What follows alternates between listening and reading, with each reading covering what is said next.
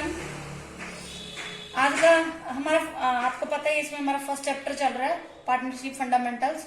इसमें हमने पार्टनरशिप का मीनिंग देख लिया, उसकी फीचर्स देख लिए, पार्टनरशिप डीड देख लिया, रूल्स देख लिए in the sense of partnership deed. आज हम मतलब न्यूमेरिकल देखेंगे, न्यूमेरिकल तो नहीं, उसका पहले फॉर्मेट देखेंगे कि क्या बनाना होता है। देखो पहले जो हमने +1 में किया था ना, वो हमने किया था सोल प्रोप्राइटर, ठीक है। उसमें हम क्या बनाते थे, फाइनल अकाउंट बना लेते थे। फाइनल अकाउंट में प्रॉफिट एंड लॉस अकाउंट और बैलेंस शीट,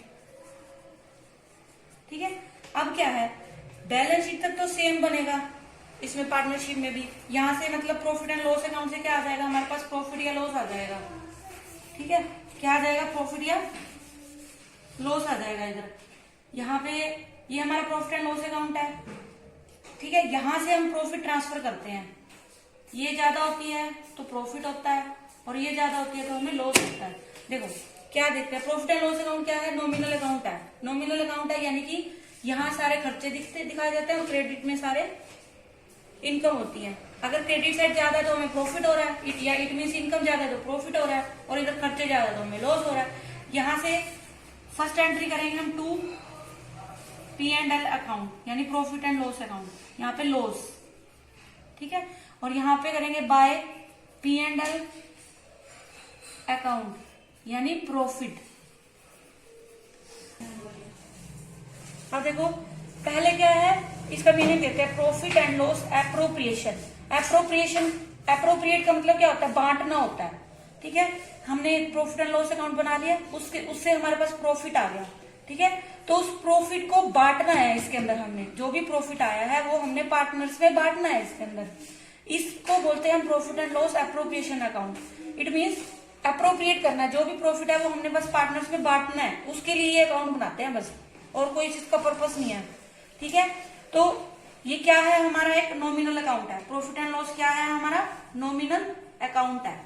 नॉमिनल अकाउंट क्या होता है, इट मीन्स इसमें इसके अकॉर्डिंग क्या होता है, debit all the expenses and losses, यानी सारे खर्चे और लॉस को डेबिट कर दो, और credit all the incomes and gains, यानी क्रेडिट किसको कर दो, सारी इनकम को, और डेबिट किसको कर दो, सारे एक्सपेंसेस और लॉसेस को, ठीक है। नॉमिनल अकाउंट का यही मतलब रूल होता है, आप ऐसे कह सकते हो। तो profit and loss appropriation account भी क्या है, एक नॉमिनल अकाउंट है, यानी ये भी प्रॉफिट एंड लॉस अकाउंट की तरह है। ये भी क्या बताता है, सिर्फ हम इसलिए बनाते हैं जो प्रॉफिट आया है उसको बांटना है हमने, चाहे लॉस आए चाहे प्रॉफिट आए, उसको क्या करना है, हमने पार्टनर्स के अंदर बांटना है।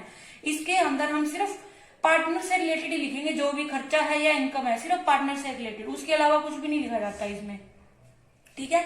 जो ये प्रॉफिट आया ये प्रॉफिट एंड लॉस अकाउंट से आता है, ठीक है। प्रॉफिट एंड लॉस अकाउंट से देखो एक मेन डिफरेंस है, प्रॉफिट एंड लॉस अकाउंट में जो भी खर्चे होते हैं वो चार्ज होते हैं, और इसमें क्या होता है, एप्रोप्रिएशन होते हैं, एप्रोप्रिएट होते हैं। चार्ज का मतलब होता है चाहे हमें लॉस हो चाहे हमें प्रॉफिट हो, तो भी हमने वो खर्चे पे करने ही करने होते हैं। और एप्रोप्रिएट का मतलब क्या होता है, हम एडजस्ट कर सकते हैं।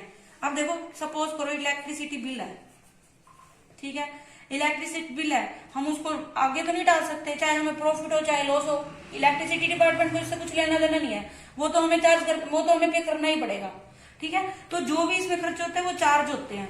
चार्ज और एप्रोप्रिएशन में यही डिफरेंस होता है। और एप्रोप्रिएशन में क्या हम एडजस्ट कर सकते हैं, आप पार्टनर है, सपोज करो किसी साल हमें प्रॉफिट नहीं होता तो हम पार्टनर को कह सकते हैं ना कि इस बार नहीं हुआ, हम अगले बार दे देंगे, तो वो तो एडजस्ट कर सकते हैं। लेकिन इसमें क्या है, चार्ज है तो हम इसमें एडजस्ट नहीं कर सकते, इससे हमें पे करना ही करना है, ठीक है। मेन ये कई बार डिफरेंस पूछ लेता है कि चार्ज और एप्रोप्रिएशन, चार्ज का मतलब क्या है, एप्रोप्रिएशन का मतलब क्या है, ठीक है। हम नेक्स्ट देखो, सबसे पहला स्टेप हमने क्या किया, प्रॉफिट एंड लॉस अकाउंट से यहाँ पे ट्रांसफर किया लॉस और यहाँ पे ट्रांसफर किया प्रॉफिट, ठीक है। जितना भी अमाउंट हो वो यहाँ लिख सकते हैं। ये होती है डेबिट, हमेशा लेफ्ट हैंड साइड हमारे क्या है, डेबिट होती है, और राइट हैंड साइड हमारी क्या होती है, क्रेडिट होती है, ठीक है।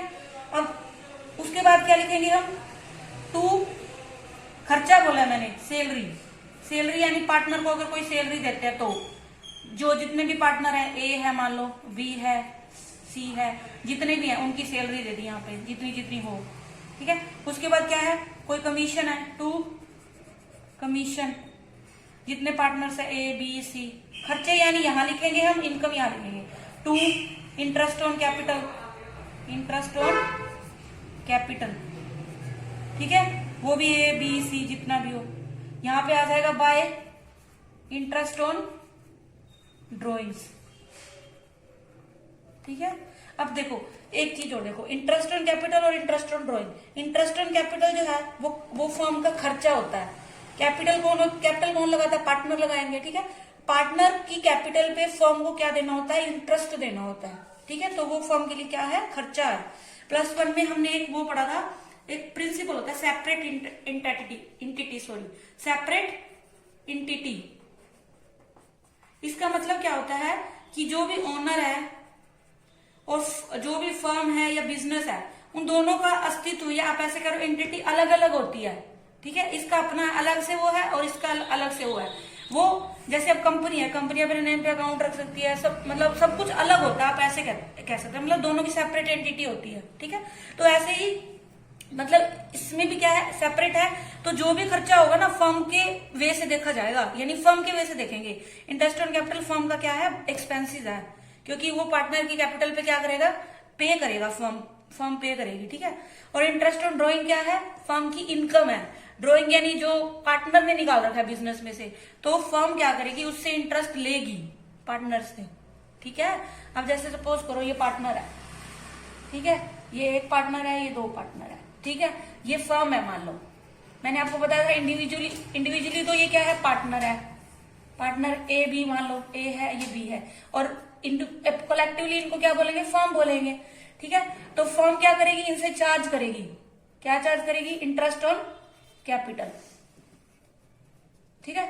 इंटरेस्ट ऑन कैपिटल क्या करेगी? इनसे चार्ज करेगी। और इंटरेस्ट ऑन ड्रॉइंग इनको क्या करेगी? इंटरेस्ट ऑन ड्रॉइंग क्या करेगी? इनको देगी, ठीक है। कैपिटल पे तो इंटरेस्ट इनको देगी और इंटरेस्ट ऑन ड्रॉइंग इससे लेगी वो, ठीक है। यानी ड्रॉइंग पे इंटरेस्ट इनकम है और कैपिटल पे इनका क्या है? इसका खर्चा है। फर्म का क्या है? खर्चा है। फर्म की वजह से देखना, जो भी देखना, बस ये ध्यान रखना आप, ठीक है। सैलरी खर्चा है, कमीशन खर्चा है, इंटरेस्ट ऑन कैपिटल क्या खर्चा है, इंटरेस्ट ऑन ड्रॉइंग क्या है?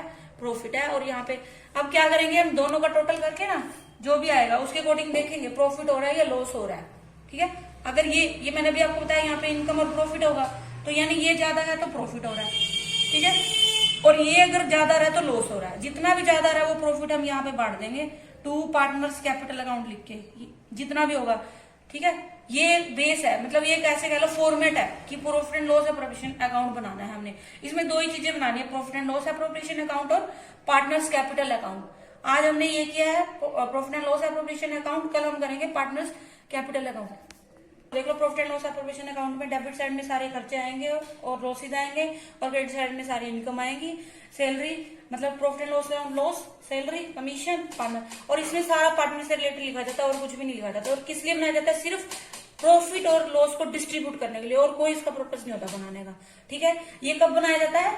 जब हमारे पास प्रॉफिट निकल आता है फाइनल अकाउंट से, उसके बाद बनाते हैं। ये सिर्फ डिस्ट्रीब्यूट करके दिखाते हैं। उसके बाद एक और अकाउंट बनता है पार्टनर्स कैपिटल अकाउंट, वो हम कल करेंगे, ठीक है। इसको अच्छे से रिवाइज कर लेना तो ही समझ आएगा, बिना किए मतलब समझ नहीं आएगा, बिना रिवीजन के, ठीक है। तो बस लाइक करते रहिए, सब्सक्राइब करते रहिए और शेयर करते रहिए। Thanks for watching.